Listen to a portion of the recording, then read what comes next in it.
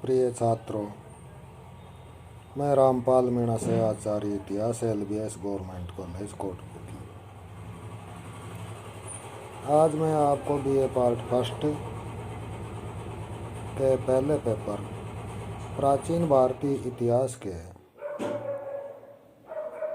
एक विशेष व्याख्यान पर चर्चा करूंगा। व्याख्यान का नाम है समुद्रगुप्त की उपलब्धियां।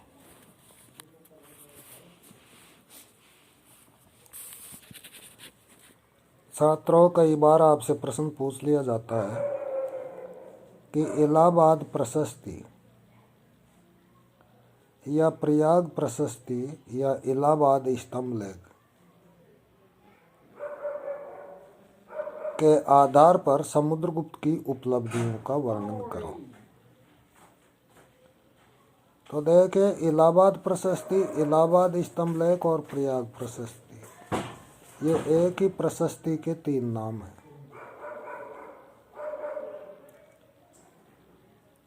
आपको यह ध्यान रहे कि समुद्रगुप्त गुप्त वंश के महान शासक चंद्रगुप्त प्रथम का पुत्र था, जिसने अपनी सैनिक शक्ति के बल पर अनेक विजय प्राप्त की और एक विशाल साम्राज्य की स्थापना की।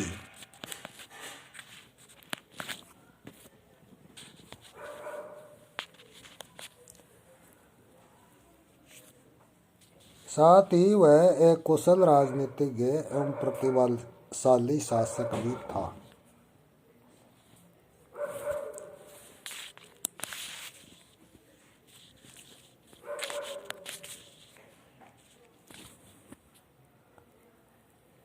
अतः इसे भारत का नेपोलियन भी कहा जाता है।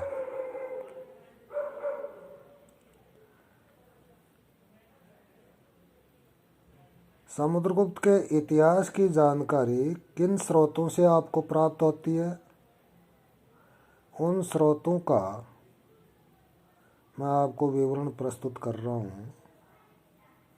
उसकी उपलब्धियों का सबसे प्रमुख स्रोत प्रयाग प्रशस्ति है।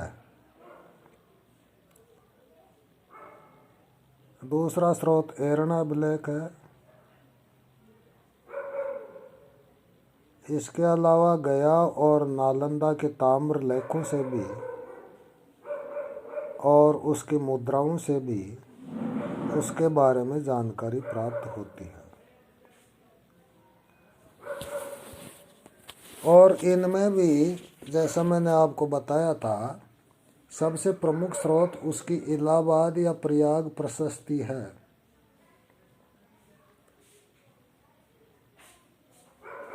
जिसे उसके संधि विग्रहिक यानी महामंत्री और युद्ध मंत्री हरिसेन ने लिखा था।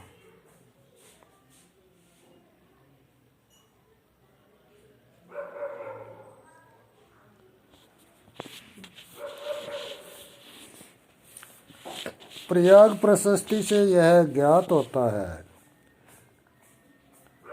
कि समुद्रगुप्त चंद्रगुप्त प्रथम का पुत्र था, जो लिच्छवी राजकुमारी कुमार देवी से उत्पन्न हुआ था। उसे चंद्रगुप्त प्रथम ने अपने जीवन काल में ही उत्तराधिकारी नियुक्त कर दिया था। संभवतः समुद्रगुप्त चंद्रगुप्त का ज्येष्ठ पुत्र नहीं होगा, अतः उसे अन्य भाइयों के विरोध का भी सामना करना पड़ा होगा। समुद्रगुप्त ने अपने पराक्रम के बल पर सभी विद्रोहियों को शांत कर अपनी स्थिति सुदृढ़ की। उसका शासनकाल 335 से 375 ईस्वी के मध्य रखा गया है।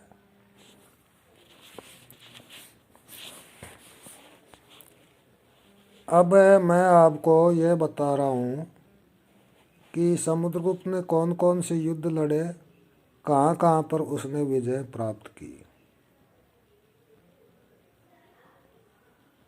तो सबसे पहले तो समुद्रगुप्त ने राजधानी में अपनी स्थिति सुदृढ़ की, अपने विद्रोही भाइयों को शांत किया। उसके बाद समुद्रगुप्त ने अपना अभियान प्रारंभ किया।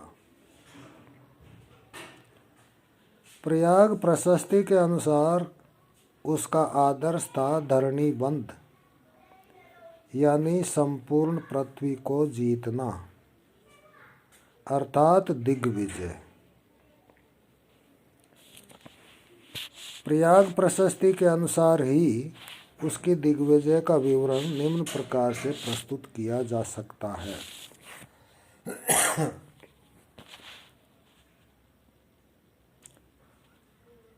सबसे पहले उसने आर्यावर्त का प्रथम युद्ध लड़ा, जो उसकी पहली महत्वपूर्ण उपलब्धि है।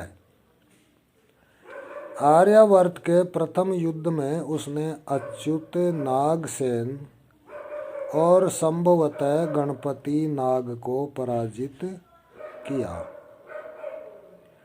और कोटकुलज अर्थात कोत वंश में उत्पन्न राजा को बंदी बनाकर पुष्पपुर पर अधिकार कर लिया। विद्वानों ने इस पुष्पपुर का समीकरण पाटलिपुत्र से किया है। इन पराजित शासकों में अच्युत बरेली के पास अहिछत्र का शासक था। नागसेन ग्वालियर स्थित पद्मपवाया, जिसका दूसरा नाम पद्मावती मिलता है, वहाँ का शासक था। और गणपति नाग मथुरा का नागवंशीय शासक था। प्रशस्ति में बताया गया है कि समुद्रगुप्त ने इनकी शक्ति का उन्मूलन कर दिया।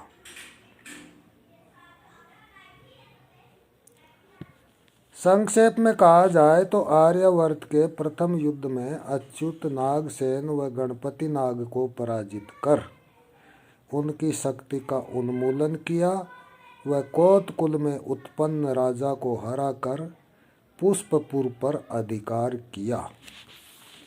यह उसकी आर्यावर्त के प्रथम युद्ध की महत्वपूर्ण उपलब्धि थी।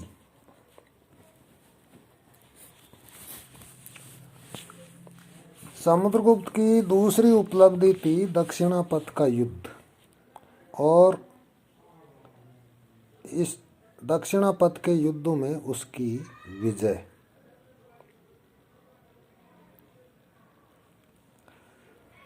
आर्यावर्त के प्रथम युद्ध के बाद अपने गृह राज्य को सुरक्षित करने के बाद समुद्रगुप्त ने दक्षिणी भारत में अभियान किया, जिसे दक्षिणापथ अभियान कहा जाता है। इस अभियान में उसने 12 राजाओं को हराया।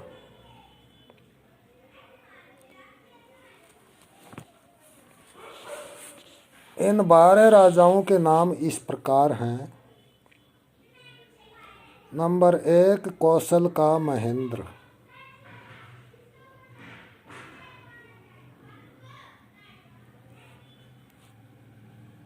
इसके राज्य में मध्य प्रदेश के रायपुर, बिलासपुर और उड़ीसा का संबलपुर जिला शामिल थे। नंबर 2 महाकांतार का व्याघ्रराज। यह उड़ीसा स्थित जयपुर के वन्य प्रदेश का शासक था। नंबर 3 कुराल या कोराल का मंटराज। इस प्रदेश की भौगोलिक स्थिति अभी तक स्पष्ट नहीं हो पाई है। नंबर 4 पिष्टपुर का महेंद्रगिरी। इस पिष्टपुर का समीकरण गोदावरी जिले के पिठापुरम नाम के स्थान से किया गया है। नंबर 5 कोट्टूर का स्वामी दत्त। यह उड़ीसा के गंजाम जिले में स्थित कोठूर का शासक था। नंबर 6 एरंडपल का दमन। इसका समीकरण आंध्र प्रदेश के विजयपट्टनम अथवा गंजाम के एरंडपल्ली से किया गया है। नंबर 7 वेंगिका हस्तिवर्मन। यह कृष्णा व गोदावरी के बीच स्थित मद्रास का पेंड वेंगी का शासक था। नंबर 8 कांची का विष्णुगोप। इसका समीकरण मद्रास के कांजीवरम से किया गया है। नंबर 9 अवमुक्त का नीलराज। यह गोदावरी में स्थित नीलपल्ली अथवा पिथुंड का शासक था। नंबर 10 पालक का उग्रसेन। इसका समीकरण तमिलनाडु के नेल्लोर जिले में स्थित पलक्कड़ के प्रदेश से किया गया है। नंबर 11 देवराष्ट्र का कुबेर। यह आंध्र प्रदेश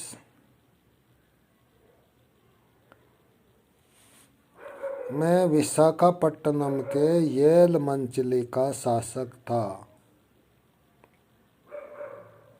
नंबर 12 कौस्थलपुर का धनंजय।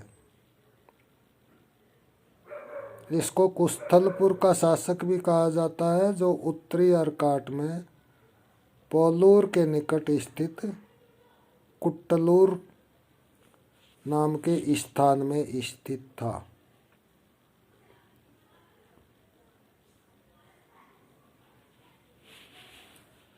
समुद्रगुप्त का दक्षिणापथ अभियान पूर्वी घाट तक ही सीमित था, क्योंकि वह पश्चिमी घाट पर आक्रमण कर वाकाटकों से शत्रुता मोल नहीं लेना चाहता था।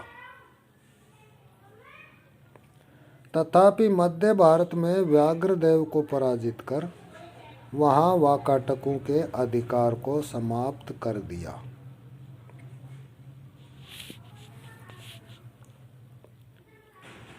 दक्षिणापथ के इन राज्यों के प्रति समुद्रगुप्त ने जो नीति अपनाई उसे ग्रहण मोक्षानुग्रह की नीति कहते हैं। अर्थात इन राज्यों को जीतकर इनके शासकों को इन्हें लौटा दिया। संक्षेप में कहा जाए तो आर्यावर्त के प्रथम युद्ध के बाद दक्षिणापथ के युद्ध में समुद्रगुप्त ने पूर्वी घाट पर स्थित 12 राजाओं को पराजित कर उनके राज्य उन्हें वापस लौटा दिए। अर्थात उसने ग्रहण मोक्षानुग्रह की नीति अपनाई।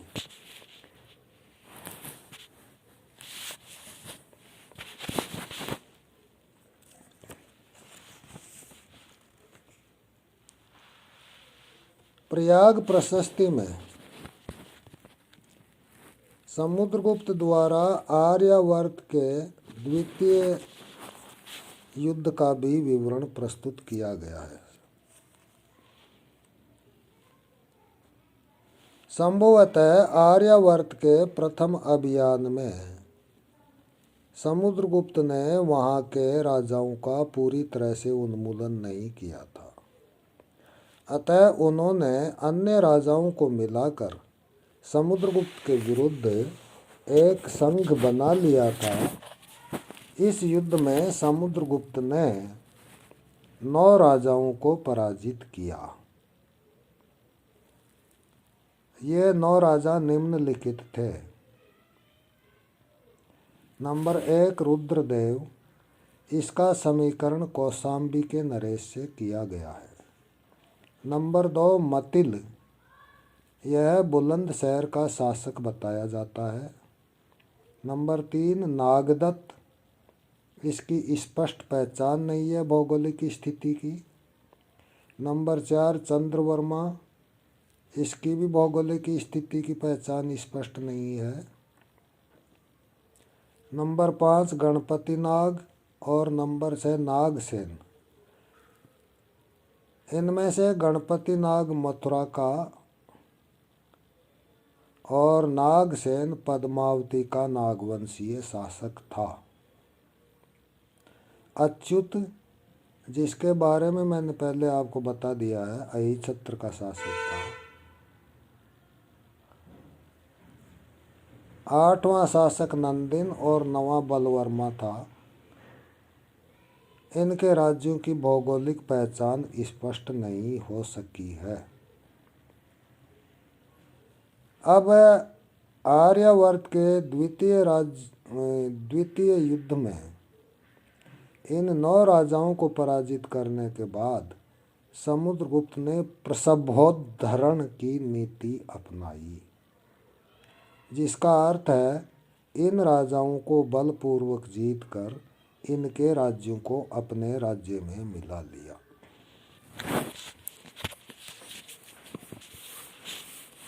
संक्षेप में कहा जाए तो दक्षिणापथ अभियान के बाद आर्यावर्त के द्वितीय युद्ध में समुद्रगुप्त ने 9 राजाओं को पराजित कर उनके राज्यों पर बलपूर्वक अधिकार कर लिया, अर्थात प्रसभोद्धरण की नीति अपनाई।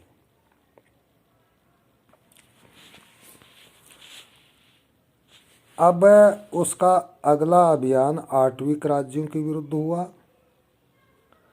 प्रयाग प्रशस्ति के अनुसार आर्यावर्त के राजाओं को विनष्ट करने के बाद समुद्रगुप्त ने आट्विक राज्यों को पराजित किया। संभवतः आट्विक राज्य में मध्य प्रदेश, विंध्य प्रदेश और उड़ीसा से लगे जंगली प्रदेश अथवा उत्तर प्रदेश के गाजीपुर से लेकर मध्य प्रदेश के जबलपुर तक फैले हुए प्रदेश सम्मिलित थे। आट्विक राज्यों की संख्या 18 थी।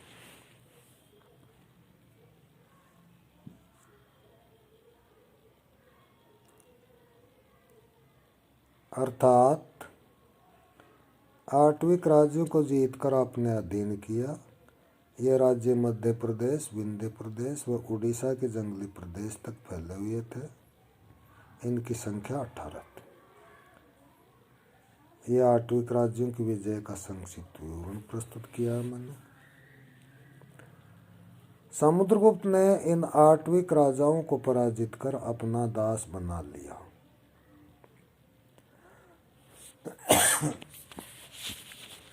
अब प्रयाग प्रशस्ति में आट्विक राज्यों पर विजय के पश्चात समुद्रगुप्त की सीमांत राज्यों और गणराज्यों पर विजय की चर्चा की गई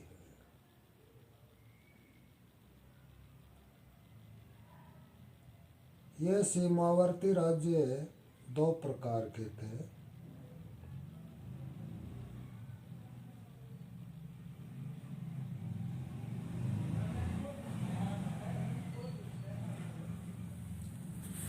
पहला तो प्रत्यंत राज्य, जो पूर्वी सीमाओं की तरफ स्थित थे।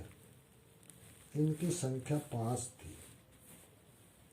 इनमें पहला समतट, जो पूर्वी बंगाल में स्थित था। दूसरा डवाक, जिसका समीकरण असम के नौगांव जिले के डबोक या ढाका से किया गया है। नंबर 3 कामरूप, जो आसाम में स्थित था। नंबर 4 नेपाल तथा नंबर 5 करतपुर, जिसका समीकरण जालंधर स्थित करतारपुर या कुमायूं, गढ़वाल तथा रुहेलखंड के क्षेत्र से किया गया है।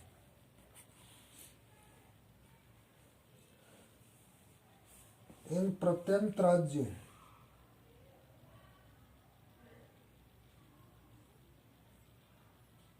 या सीमावर्ती राज्यों में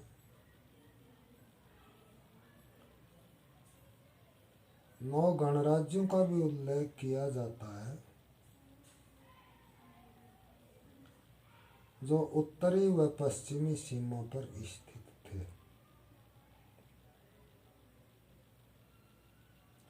ध्यान रहे, पूर्वी सीमा पर स्थित राज्यों को प्रत्यंत राज्य कहा गया है और उत्तरी व पश्चिमी सीमा पर स्थित राज्यों को गणराज्य बताया गया है। वैसे थे दोनों सीमांत राज्य, पूर्वी सीमांत राज्य और उत्तर व पश्चिमी सीमांत राज्य।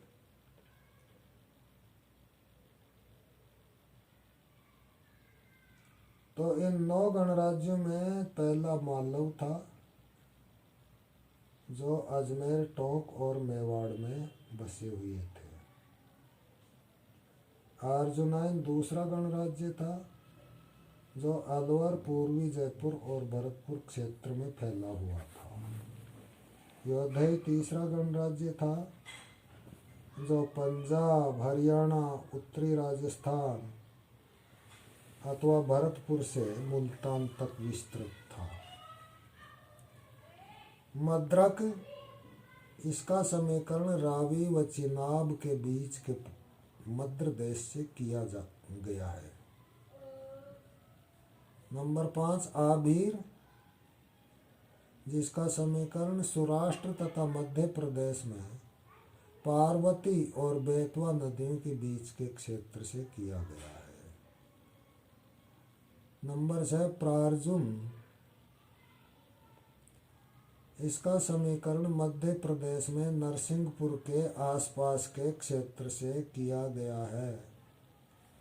नंबर 7 सनकानिक, इसका समीकरण मध्य प्रदेश में भिलसा या विदिशा के पास के प्रदेश से किया गया। नंबर 8 काक, इसका समीकरण आधुनिक सांची के काकनाद से किया गया है जो विदिशा के पास माना गया है। नंबर 9 खरपरिक, इसका समीकरण मध्य प्रदेश में दमोह के पास के क्षेत्र से किया गया है।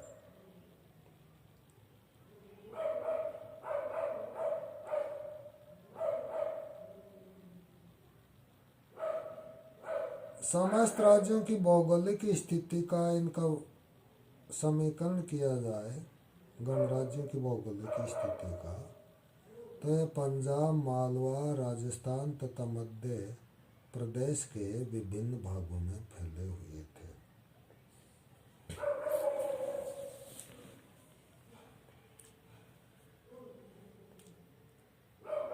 सीमांत राज्यों और गणराज्यों के संबंध में अगर संक्षेप में चर्चा की जाए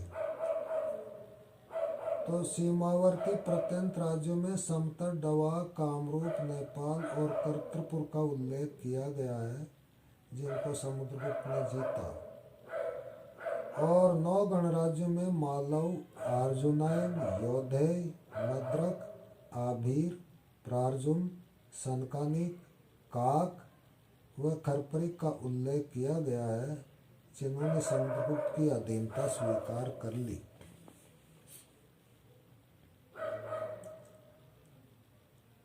यह प्रत्यंत व सीमावर्ती राज्य सभी प्रकार के वार्षिक कर व उपहार देते थे, उसकी आज्ञा का पालन करते थे, वह राज्य सभा में आकर सम्राट का अभिवादन कर उसे संतुष्ट करते थे।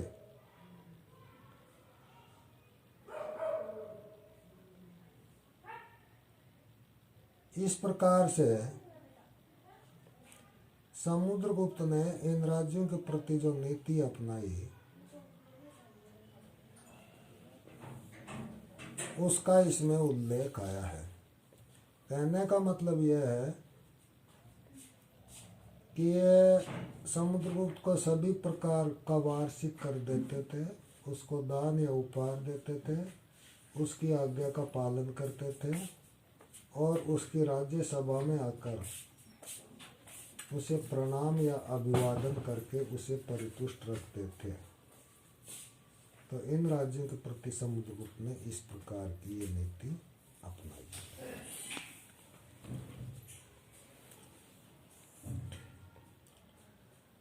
अब ये तो भारतीय क्षेत्रों में जो समुद्रगुप्त ने विजय प्राप्त की है उनका मैंने आपको विस्तार से विवरण प्रस्तुत किया है।